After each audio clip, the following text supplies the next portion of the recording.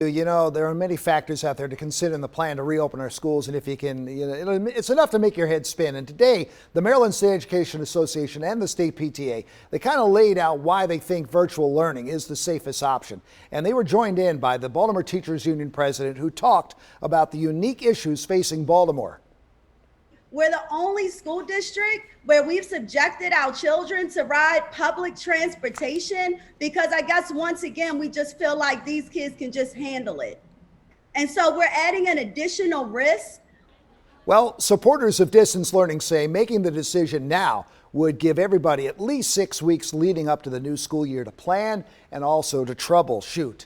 And you may hear the school debate going on among your friends, or you may even see it on social media, but you know this issue feels different when it hits home. WMAR 2 News' Ray Strickland joins us live from Baltimore City School headquarters, where one Baltimore household is kind of divided on the best path forward. Ray, tell us.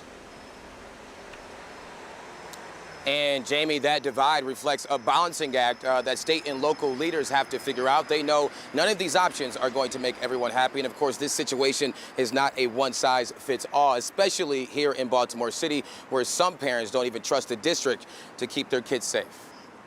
Ty J and Anaje Barnwell go to Green Street Academy. They both miss school, their friends, and teachers.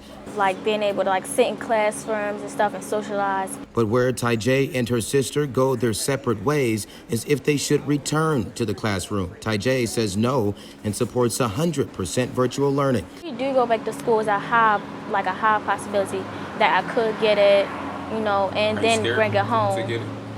Yeah. But Anaje, who is ready to start her 9th grade year, says she isn't concerned about getting the virus. She thinks it's safe enough to do a mix of in-person learning and online. I have a hard time paying attention already, in school, without my teacher having to look over my shoulder, make sure I'm doing what I have to do.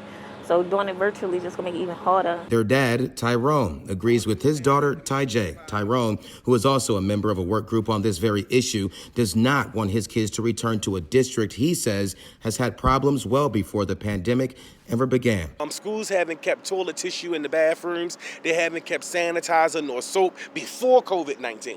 And we've always heard that we don't have the resources. We cannot play Russian roulette with our kids' lives. This household is an example of the difficult decisions school leaders face, but the challenges in some districts, such as Baltimore City, are why some believe the choice is obvious and that schools should start off with distance learning, at least for now.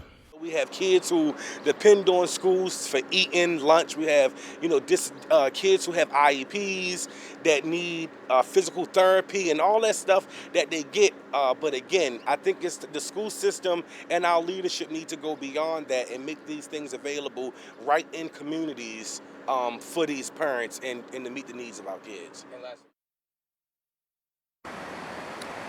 Now, as Eddie mentioned earlier, school districts have until, or I should say still have a month to decide and announce their reopening plan. But until then, families like the Barnwells will be left in limbo, just hoping that school leaders do what it takes to protect students and teachers.